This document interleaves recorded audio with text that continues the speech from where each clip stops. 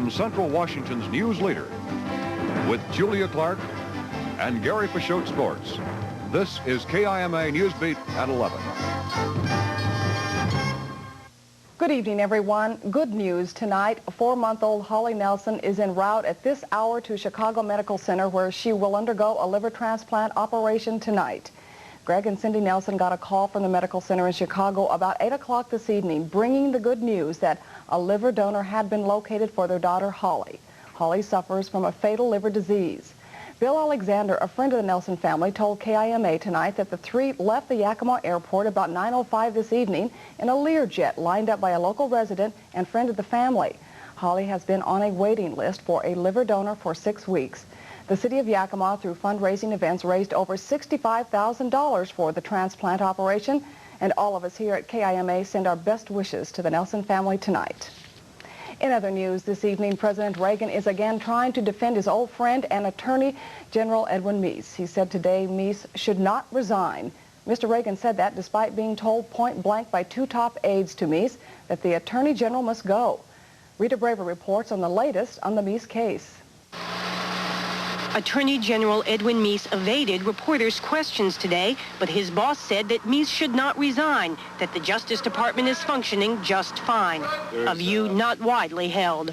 This erosion of credibility is becoming like a cancer in the Department of Justice, and everybody wants to get away before it touches them.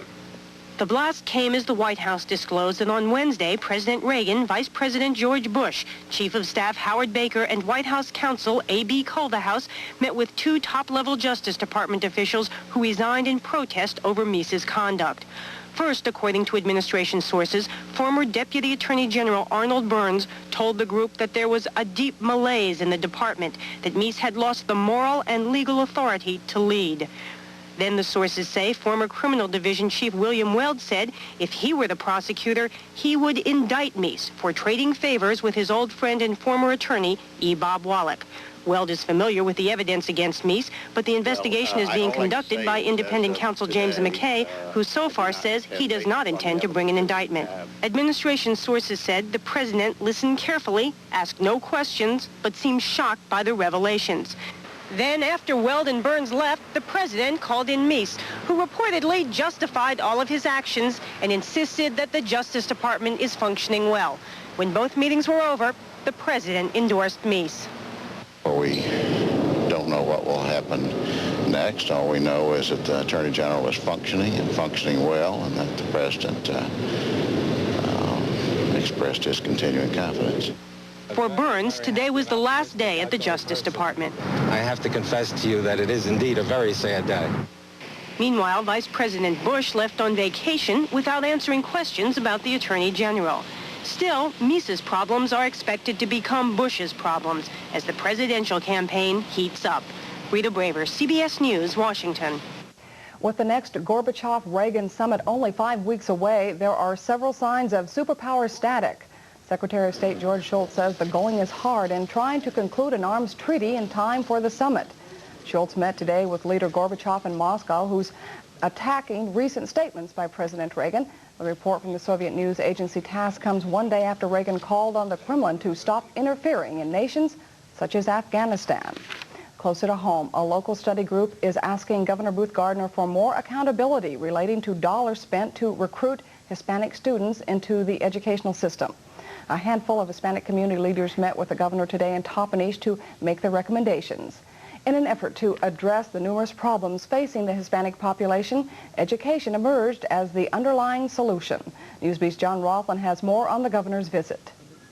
Poverty and unemployment are recognized as problems confronting the Hispanic community, but according to the local study group, they are symptoms of a larger problem, an educational system that is not catering to that segment of the population. Well, we're not looking for any additional funding. We're not asking for money. We're asking for accountability of the current funds that are going into the system to help recruit and retain minority students. The Hispanic family is kind of, hey, you can't go to college, you have to work and support the families. But education is the only way a Chicano youth will make it in today's world. The local committee made a plea to the governor today for more Hispanic role models serving in appointed positions and better counseling for Hispanics at the high school and community college levels. So I think one of the big issues we have to address is the issue of dropouts of school children. And perhaps there's something we can do to provide more counseling effort to help young Hispanics get through the K-12 system and give them kind of a head start as they head toward community college and four-year schools. The governor's visit was interrupted briefly today when he touched base with Senator Dan Evans. Evans has been preparing legislation for early implementation of the Yakima River Basin Water Enhancement Project. Because of time constraints, he had hoped to introduce it as early as today, although Gardner says he's not completely satisfied with all of its provisions. He had to get a bill submitted because pressure was on Congress to get hearings set. So we have an agreement, an informal understanding that we will continue to try to work out the differences. On another matter, the governor says his newly formed drug alliance will meet with residents of southeast Yakima next month to work out their concerns dealing with the local drug problem there. He says Washington officials are working with those in Oregon and California to undertake a regional effort to halt drug trafficking in the West. John Rothman reporting for NewsBeat. Government scientists will ask the Food and Drug Administration to consider withdrawing the popular acne-fighting drug Accutane from the market because pregnant women continue to take it even though it causes birth defects. The drug has been on the market since September of 1982 for the treatment of severe acne. The manufacturers of the drug say 1 million patients have taken the drug and half of them are women. 5 landlords will receive a letter from the Yakima Police Department this weekend notifying them that the drug activity has taken place on their property during the past 3 months. The letters were sent out as part of a new law that allows the city to seize property that is being used to buy, sell, or manufacture drugs. NewsBeat's Colleen Bagnell has details. Police Chief Ples Green says at least one of the landlords who received the letter owns property in the South Natchez Avenue area. This is a neighborhood known for drug activity. The other landlords own rentals in other parts of southeast Yakima. Each letter was sent out based on evidence found during search warrants the past 3 months at a particular apartment or motel room. Property owners have 10 days to contact the police department and promise to take action. If they don't, their property can be seized for up to a year under new state laws. Landlords will receive a second letter if they allow drug trafficking at other rentals as well. And we send them a letter, and they take care of that problem. And 2 weeks later, they have another rental unit and we serve a search warrant, and they take care of that renter. How many times do we do that in a complex before we say, wait a minute, you know, this is enough, and you're going to have to take care of your problem and kick everybody out, or we're going to go through the procedure and ask for the property to be taken out of the rental market for a year. There is still some fine details that need to be worked out in the laws, but eventually the police and prosecutors want to displace all major drug dealers. You know, it's only going to be a matter of time if a situation concerning drugs is not addressed, that we're going to see somebody be seriously injured or killed. Chief Green says the new laws are not a quick fix or a cure-all by any means, but rather a useful tool to help combat the war on drugs. I'm Colleen Bagnell reporting for NewsBeat.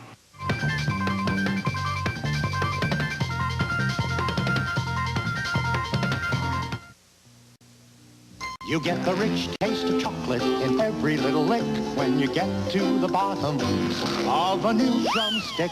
You taste ice cream and peanuts with a really different kick when you get to the bottom of a new drumstick. We line a sugar cone with chocolate, fill it with real ice cream, top it with more chocolate and fresh roasted peanuts. Open up the carton and take your pick and get to the bottom of a new drumstick. We passed the test around the Northwest, and year after year we've been the best. We're winning the Northwest over and over, that's for. It's Truck Month at your Northwest Ford dealers. Pick up the best deals of the year on the world's best-selling full-size pickups. Now save over $2,600 on Ford F-Series. Hurry and drive home a deal today. We're winning the Northwest over and over, that's for.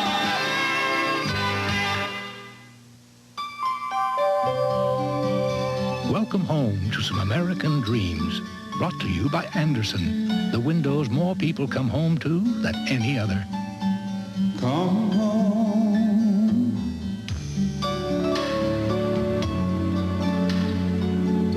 this 84-page book of window ideas at these Anderson dealers.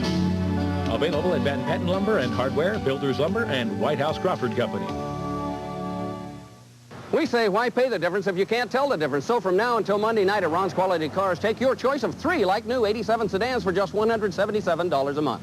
That's right, a Pontiac 6000, an Olds Cutlass Sierra, or a Buick Century 4-door sedan. All of them 87s, and all of them just $177 a month with $345 down. Now, with a lineup of 87 sedans like this, why pay the difference when they're only $177 a month with $345 down? But hurry, the sale ends Monday night at Ron's Quality Cars, just 6 blocks south of Valley Mall.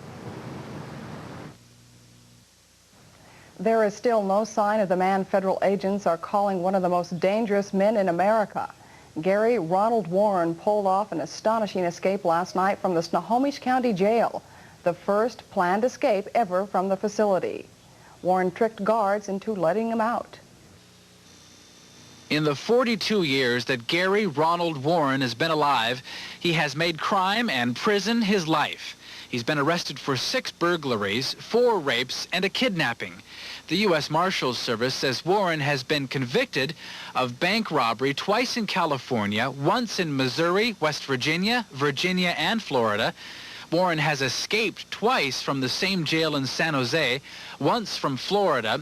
On Tuesday, he was convicted of escaping from the Washington State Reformatory in Monroe, and now, just a few days later, Warren has escaped from the Snohomish County Jail, where he used a ploy he's used before.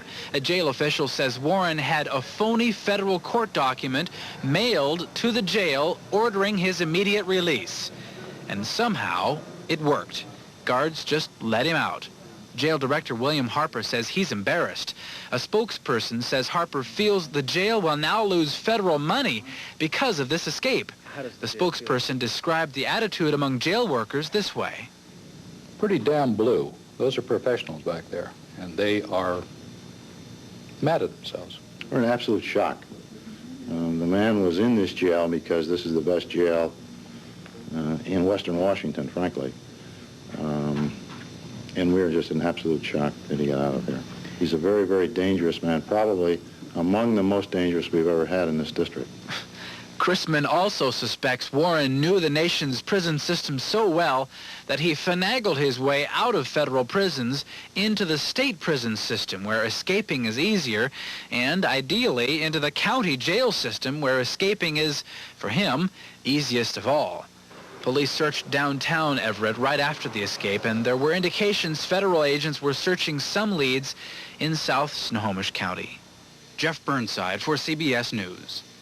Starting tomorrow, it's going to cost passengers who smoke cigarettes on domestic flights of less than 2 hours. Fines under new anti-smoking regulations run as high as $1,000. The airlines are required to tell passengers before takeoff on these flights that smoking is prohibited. Here at home, Governor Booth Gardner helped to inaugurate a Lower Valley Health Clinic today. As Newsbeat's Brenda Louie reports, the Farm Workers Clinic in Toppenish is celebrating a much-needed expansion. When the Yakima Valley Farm Workers Clinic opened its doors 10 years ago in downtown Toppenish, health officials had no idea how overwhelming the response would be. This year, the clinic has more than doubled the number of patients cared for compared to 2 years ago, which makes today's ribbon-cutting ceremony with Governor Booth Gardner all the more reason to celebrate the clinic's expansion. The beauty of this is that we've got right here in our community an example of how a community working together to meet its needs can do so, and we can point to it with pride and say this is the beginning of what's going to be done everywhere there's a need of this kind. The $600,000 expansion project added more than 7,500 square feet of new space and remodeled the existing building. All the added space means more medical examination rooms, a larger pharmacy, offices, and dental exam rooms. 50% of the clientele at the Farm Workers Clinic are farm workers and their families who go there for obstetrical, pediatric, prenatal, or dental care. For these workers in the Lower Valley, the clinic offers one-of-a-kind service. We are, most of our professionals are bilingual, and therefore they can communicate better with the patient. Some of our physicians are bilingual, and therefore they're very committed to the Hispanic community. Health officials here hope to increase their services to 200 patients per day. With the new expansion, the clinic expects to be able to maintain its same level of services for the next 5 years. I'm Brenda Louie reporting for NewsBeat. Gary Peixoto joins us now with a very busy sports evening. It's Friday night. Isn't it always busy on Friday night? Very predictable on Friday nights. We've got local high school soccer, some good action, and yes, the Baltimore Orioles were at it again tonight. We'll tell you what they did and the rest of sports after this.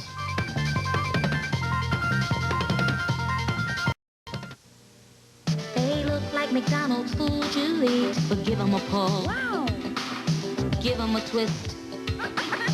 Hidden inside is something neat, a changeable robot you'll want to meet. There's a movable, twistable, changeable in every McDonald's Happy Meal. Your kids can collect all 6, and just maybe they'll show you the secret way to open each one, 'cause kids sure know how to find a lot of fun in a McDonald's changeable. It's a good time for the great taste of McDonald's. Now you look like a pretty smart shopper. Must be. Look at the sale you found. The Les Schwab Spring Tire Sale. And not just for tires either. Every single custom wheel in stock is on sale. Les Schwab popular batteries are on sale. Gas shocks and struts. And of course in tires, we're talking everything from high performance to pickup tires and everything in between. Right up to Les Schwab's best, the Z800. Like Les Schwab himself said. If you want to save money on tires, you've come to the right sale. The Pay and Pack Challenge. It's this simple. This week, just try to match this quality at these prices anywhere. Glidden Dura Flat Exterior, $9.77, save $5. Duragloss Exterior, $12.77, save $3 at Pay and Pack. Olympic Semi-Transparent or Solid Oil Stain, $9.88, save $4. Peat Moss, $3.99, save $1.50 at Pay and Pack. The Pay and Pack Challenge. Unmatchable quality, incredible prices. Man, this place is a zoo. You got any better ideas? Yeah, the French Riviera. Right. When does our jet take off? Won't know until after tomorrow night. Lotto tickets. Check it out. Man, you have been in the sun too long. Maybe, but I know one thing. I believe it. What's that? There's millions in that jackpot, and some lucky dog's gonna win it. So, you up for swimming, dog paddling, or what? Play the Oldsmobile Cutlass Supreme game. You could win a new 1988 Cutlass Supreme. See your Pioneer Oldsmobile dealers today. Hello again, everyone. Big Nine soccer here in town tonight, and another good one. For the second time in 3 games, and the 4th time this season, the Davis Pirates were taken past regulation. Wenatchee, the opponent tonight. A scoreless struggle through the first half as neither team could net one. The Pirates couldn't buy a goal in this one in the first half, leaving head coach Ron Mansfield distraught, thinking, boy, it's going to be one of those nights as it looks like he's going to head for the stands. About 7 minutes into the second half, the Panthers feed one inside where Chad Morgan is able to head it over the challenging Danny Marquette. 1-0 Wenatchee. That's early in the second half. It stayed that way most of the second half until Robert Mansfield tied the game with a direct penalty kick. And yes, they'd go through overtime, tied at 1. To the shootout we go. Despite Danny Marquette's effort, that still didn't settle anything.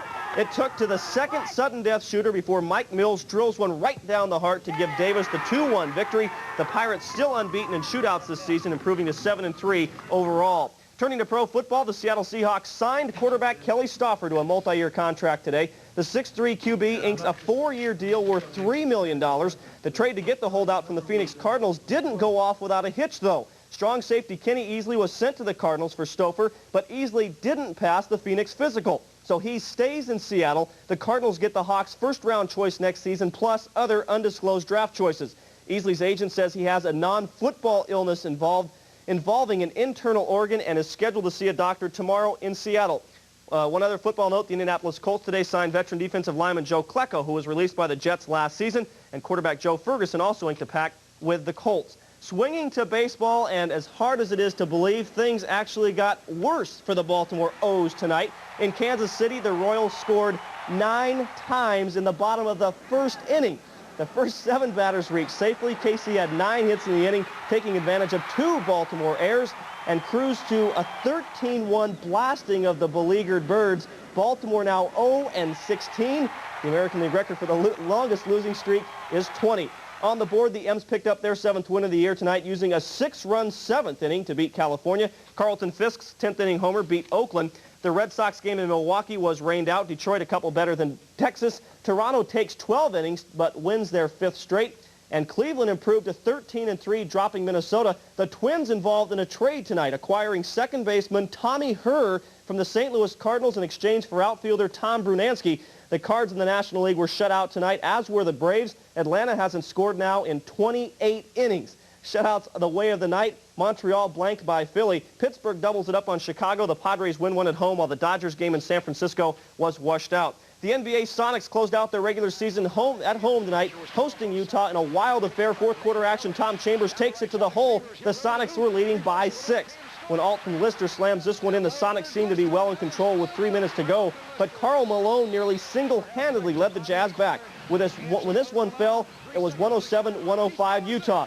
That's when Dale Ellis took over. He hit 2 buckets. This breakaway slam put the Sonics up by 2 with just 12 seconds to go. Enter Scott Roth. Literally, the guard just entered the game for his 3-point shooting, and Frank Layden looked like a genius. Roth hands the 3 with 1 tick left on the clock. The Sonics' desperation wouldn't fall. Utah posts the 110-109 victory, taking 4 of 5 from the Sonics this season. Seattle closes out their regular season Sunday, visiting the LA Clippers. The rest of the NBA action tonight: Portland cools off Denver in overtime. The Lakers knock off Phoenix. Sacramento a winner in the Bay Area. Dallas by 31 over San Antonio. Indiana wins to solidify their hold on the 7th playoff spot in the East, while New York falls into a tie for the 8th spot. Atlanta crushes Boston, and Cleveland surprises the Bulls. In tonight's NHL playoff action, New Jersey blew out the Caps in the Patrick Division, while Boston edged Montreal in the Adams Division. Both the Devils and Bruins now hold 2-1 leads in their best-of-7 series. And longtime local marathoner Dick Goodman is preparing to take on his toughest task yet. The 68-year-old Sela real estate agent will head to England this summer to attempt to become the oldest man to run the length of the British Isles. He says it's a challenge to run the 964 miles in 20 days.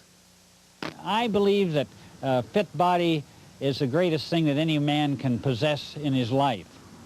And this is why I'm doing it. It's a great challenge, and I want to prove to the American people that age is not a factor, that physical condition and maintaining your physical condition can be kept at any age, that your muscle structure, your brain, your mind can be controlled at any age. And I'm doing it, and I'm going to do it starting June the 21st at John O'Groats in the northern tip of Scotland. The man's amazing. He will host a free brunch at Whistling Jack Lodge on Sunday, 3 seatings at 11, 12:30, and 2 if you're interested. Bill Emerton, his coach, will also be there to talk about fitness. He's 68, and he ran that same race back in 1965. So. Well, he seems like an expert. Yeah, that he is. Good job, Gary. We'll be back in a moment with more news.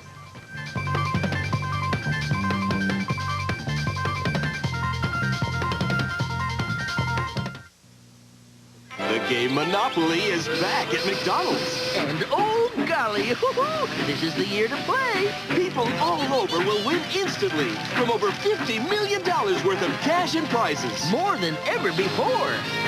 Win shopping sprees, vacations, a Coca-Cola. Ooh, tasty. Or maybe one of 500 all-new Oldsmobile Cutlass Supremes. Wow. So do not pass go. Go directly to McDonald's. Play Monopoly.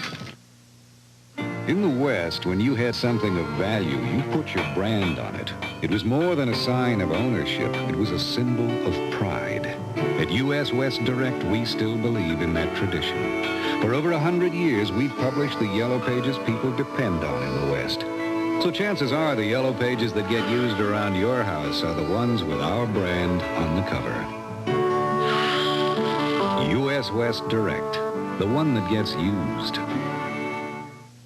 If you haven't been to Disneyland lately, you and your family have a lot to catch up on.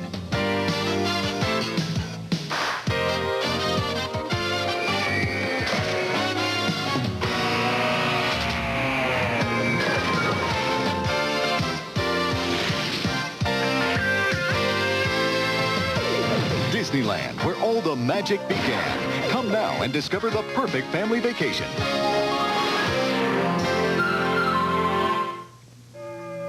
Starting Starting Friday at 9 a.m., you have exactly 30 hours to save like never before at McMahon's Furniture. Save up to 60% on dining room sets, living rooms, entertainment centers, bedroom sets, and much, much more. For 30 hours, McMahon's will be offering incredible savings on every item in the store. So don't miss it. Starting Friday at 9 a.m. and ending Sunday at 6, the 30-hour sale. Every minute counts at McMahon's Furniture, 1422 South First Street. Currently it's 48 degrees and cloudy. Winds are calm. High today was 52. Our low should be 47 tonight. Forecast is calling for mostly cloudy with a chance of showers tonight. Partly cloudy with a slight chance of showers Saturday through Sunday. High should be 60 to 65. Lows 35 to 40. Wind should be variable from 4 to 12 miles per hour. And our precipitation chances are 50%. Northwest conditions are calling for cloudy skies over in Seattle, 49 degrees. Spokane, partly cloudy and 48. Portland, 51 degrees and cloudy. Tri-Cities, 51 and cloudy. Wenatchee, 48 and cloudy. Walla Walla has partly cloudy skies too and 48 degrees. And finally tonight, we wanted to remind all of you that tomorrow is the annual March of Dimes Walk America. The event begins at 7 o'clock with registration at Eisenhower High School, and the walk will follow at 8. Organizer Julie Toney says she expects this walk to be bigger and better than last year's. Less money this year? No, as a matter of fact, I expect to see more. We're seeing a lot of children who are affected with birth defects in our local area, so I expect to see a lot of local support, even more so than last year. I'll be at Eisenhower tomorrow to kick off that big event, and if you feel like supporting a really worthy cause, I'll see you there. I need to know, though, how do you get up at 7 o'clock in the morning to be, you personally, after being here now until midnight, how do you get up? Just dedicated. It's a great cause, Gary. It is a good cause, but... I'll see you tomorrow. You have a great weekend, and if we don't see you tomorrow, we'll see you next week. Good night. Have a good one.